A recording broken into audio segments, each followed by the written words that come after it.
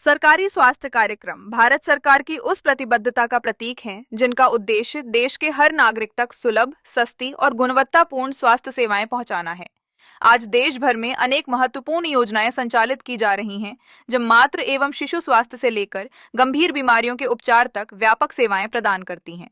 इन कार्यक्रमों का लक्ष्य केवल इलाज उपलब्ध कराना नहीं, बल्कि जागरूकता बढ़ाना, समय पर जांच सुनिश्चित करना और हर व्यक्ति को स्वास्थ्य सुरक्षा का भरोसा देना भी है।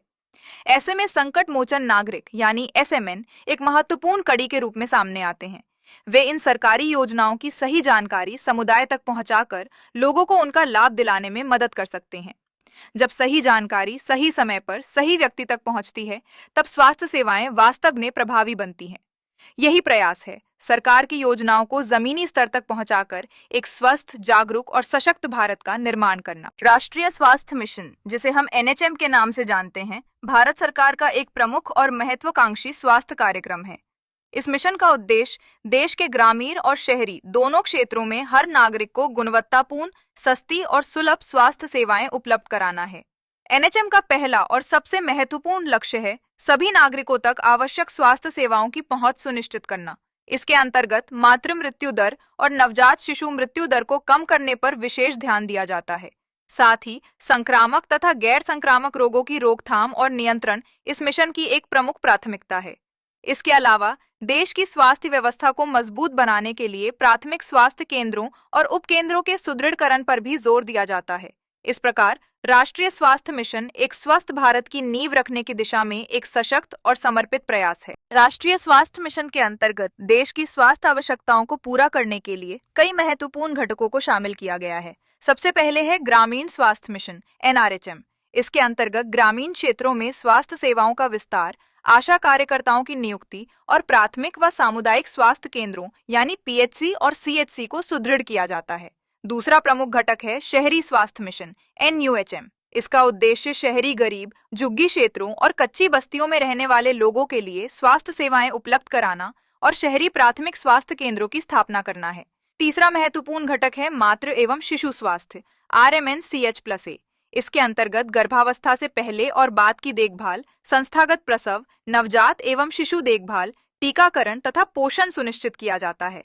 इसके अलावा राष्ट्रीय रोग नियंत्रण कार्यक्रम के माध्यम से डायबिटीज, हाइपरटेंशन, कैंसर, टीबी और HIV/AIDS जैसी बीमारियों की जांच, रोकथाम और उपचार किया जाता है। अंत में 108 और 102 एम्बुलेंस सेवाओं के जरिए आपातकालीन स्थिति में गर्भवती महिलाओं और शिशुओं के लिए निशुल्क और त्वरित परिवहन सुविधा प्रदान की जाती है। इन सभी घटकों के माध्यम से राष्ट्रीय स्वास्थ्य मिशन हर नागरिक तक बेहतर स्वास्थ्य सेवाएं पहुंचाने का संकल्प पूरा करता है। आयुष्मान भारत, प्रधानमंत्री जन आरोग्य योजना दुनिया की सबसे बड़ी सरकारी स्वास्थ्य बीमा योजना है। इस योजना के अंतर्गत हर पात्र परिवार को प्रतिवर्ष 5 लाख रुपए तक का निशुल्क स्वास्थ्य कवर प्रदान किया जाता है, ताकि गंभीर बीमारी की स्थिति में इलाज का बोझ परिवार पर ना पड़े। देश भर में अब तक 10 करोड़ से अधिक परिवार इस योजना से लाभान्वित हो रहे हैं। आयुष्मान भारत के तहत कई महत्वपूर्ण और महंगे उपचार शामिल हैं, जैसे हृदय शल्य चिकित्सा, कैंसर का इलाज, किडनी उपचार और डायलिसिस, दुर्घटना एवं आपातकालीन देखभाल, जोड़ों का प्रत्यारोपण, प्रसूति सेवाएं तथा आईसीयू और अन्य आपातकालीन उपचार। इस योजना की सबसे बड़ी विशेषता ये है कि लाभार्थी देश के किसी भी सूचीबद्ध अस्पताल में कैशलेस और पेपरलेस इलाज करा सकते हैं। इस प्रकार आयुष्मान भारत PMJAY गरीब और वंचित परिवारों के लिए स्वास्थ्य सुरक्षा की एक मजबूत ढाल बनकर सबका स्वास्थ्य, सबका विकास के लक्ष्य को साकार कर रहा है। टीकाकरण कार्यक्रम भारत सरकार की एक महत्वपूर्ण जन स्वास्थ्य पहल है, जिसका उद्देश्य बच्चों, नवजात शिशुओं और गर्भवती महिलाओं को गंभीर और जानलेवा बीमारियों से सुरक्षित रखना है। जन्म के समय शिशु को BCG, OPV 0 और हेपेटाइटिस B के टीके लगाए जाते हैं। इसके बाद 6, 10 और 14 सप्ताह की आयु में पेंटावेलेंट, OPV, रोटावायरस और PCV के टीके दिए जाते हैं, जो कई खतरनाक बीमारियों से सुरक्षा प्रदान करते हैं। 9 से 12 माह की आयु में MR वैक्सीन और कुछ स्थानीय क्षेत्रों में जापानी इंसेफेलाइटिस का टीका लगाया जाता है। 16 से 24 माह के दौरान DPT और MR के बूस्टर डोज दिए जाते हैं। 5 वर्ष की आयु में DPT बूस्टर शिशु की दीर्घकालिक सुरक्षा सुनिश्चित करता है। साथ ही गर्भवती महिलाओं को टीटी या टीडी के टीके दिए जाते हैं ताकि मां और शिशु दोनों सुरक्षित रहें। इस प्रकार टीकाकरण कार्यक्रम एक स्वस्थ बचपन और सुरक्षित मातृत्व की मजबूत नींव रखता है। टीबी स्क्रीनिंग एवं डीओटीएस सहायता। तपेदिक यानी टीबी एक संक्रामक लेकिन पूरी तरह से इलाज योग्य बीमारी है। समय पर पहचान और नियमित उपचार से इसे जड़ से खत्म किया जा सकता है। अब सवाल है, डीओटीएस क्या है? डीओटीएस का अर्थ है directly observe treatment, short course. यह एक ऐसी प्रणाली है जिसमें टीबी मरीज को दवा स्वास्थ्य कार्यकर्ता की निगरानी में दी जाती है। इसका उद्देश्य यह सुनिश्चित करना है कि मरीज नियमित रूप से पूरी अवधि तक दवा ले ताकि बीमारी पूरी तरह ठीक हो सके और दोबारा न उभरे। टीबी के सामान्य लक्षणों पर ध्यान देना बेहद जरूरी है। यदि किसी व्यक्ति को 2 सप्ताह से अधिक लगातार खांसी हो रही हो, खांसी के साथ खून आ रहा हो, तेजी से वजन कम हो रहा हो और रातों में पसीना आता हो या लगातार बुखार और भूख कम लग रही हो, तो यह टीबी के संकेत हो सकते हैं। ऐसे में तुरंत जांच कराना और उपचार शुरू करना आवश्यक है। महत्वपूर्ण बात याद रखें, टीबी पूरी तरह ठीक हो सकती है। दवा को बीच में कभी न छोड़ें। उपचार अधूरा छोड़ने से बीमारी गंभीर हो सकती है और दवाओं का असर कम हो सकता है। साथ ही परिवार के अन्य सदस्यों की भी स्क्रीनिंग कराना जरूरी है ताकि संक्रमण को फैलने से रोका जा सके। सही जानकारी, समय पर जांच और नियमित उपचार, यही है टीबी मुक्त समाज की दिशा में सबसे बड़ा कदम। एनसीडी स्क्रीनिंग यानी गैर संचारी रोगों की समय पर पहचान। आज के समय में हृदय रोग, मधुमेह, उच्च रक्तचाप और कैंसर जैसी बीमारियां तेजी से बढ़ रही हैं। ये एक व्यक्ति से दूसरे व्यक्ति में नहीं फैलती, लेकिन जीवन शैली और लापरवाही के कारण धीरे धीरे गंभीर रूप ले लेती हैं। इसलिए समय पर जांच ही सबसे बड़ी सुरक्षा है। सबसे पहले रक्तचाप जांच। डिजिटल या मैनुअल बीपी उपकरण से रक्तचाप मापा जाता है। यदि बीपी 140/90 से अधिक पाया जाता है, तो तुरंत दोबारा जांच और आवश्यकता होने पर पीएचसी में रेफरल किया जाता है। उच्च रक्तचाप अक्सर बिना लक्षण के होता है, इसलिए नियमित जांच बेहद जरूरी है। दूसरा, रक्त शर्करा परीक्षण। ग्लूकोमीटर से ब्लड शुगर की जांच की जाती है। यदि रैंडम ब्लड शुगर 140 मिलीग्राम प्रति डेसिलीटर से अधिक है, तो व्यक्ति को फॉर्म भरकर निगरानी में रखा जाता है, और यदि यह 200 मिलीग्राम प्रति डेसिलीटर से अधिक हो, तो तत्काल रेफरल आवश्यक होता है। मधुमेह की समय पर पहचान भविष्य की जटिलताओं को रोक सकती है। तीसरा, कैंसर स्क्रीनिंग। मुख, स्तन और गर्भाशय। ग्रीवा कैंसर की जांच विशेष रूप से तंबाकू उपयोगकर्ताओं और जोखिम समूह के लोगों में प्राथमिकता से की जाती है। प्रारंभिक अवस्था में पहचान होने पर कैंसर का सफल उपचार संभव है। अब बात करते हैं उच्च जोखिम समूह की। 30 वर्ष से अधिक आयु के व्यक्ति, मोटापा, तंबाकू या अल्कोहल का सेवन, परिवार में बीमारी का इतिहास और कम सक्रिय जीवन शैली, इन सभी को विशेष ध्यान देने की आवश्यकता है। याद रखें, गैर संचारी रोग धीरे धीरे बढ़ते हैं, लेकिन समय पर जांच और सही मार्गदर्शन से इन्हें नियंत्रित किया जा सकता है। नियमित स्क्रीनिंग अपनाएं, स्वस्थ जीवन शैली अपनाएं और एक सुरक्षित भविष्य की ओर कदम बढ़ाएं। मातृ स्वास्थ्य, एएनसी और पीएनसी। एक स्वस्थ मां ही एक स्वस्थ शिशु की नींव रखती है। गर्भावस्था से लेकर प्रसव के बाद तक नियमित देखभाल बेहद आवश्यक है। सबसे पहले बात करते हैं गर्भावस्था पूर्व जांच यानी एएनसी। जैसे ही गर्भ ठहरने की पुष्टि हो, तुरंत पंजीकरण कराना चाहिए। यह पहला और सबसे महत्वपूर्ण कदम है। इसके बाद नियमित जांच, जिसमें बीपी, वजन, हीमोग्लोबिन, ब्लड शुगर और यूरिन टेस्ट शामिल हैं, मां और शिशु दोनों के स्वास्थ्य की निगरानी के लिए जरूरी हैं।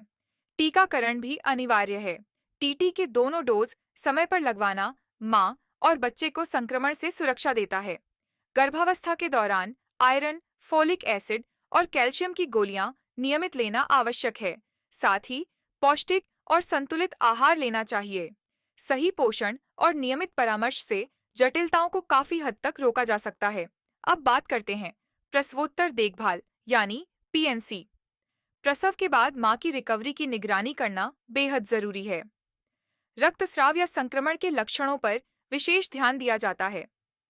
जन्म के 1 घंटे के भीतर स्तनपान शुरू करना चाहिए और पहले 6 महीनों तक केवल मां का दूध ही शिशु के लिए सर्वोत्तम आहार है।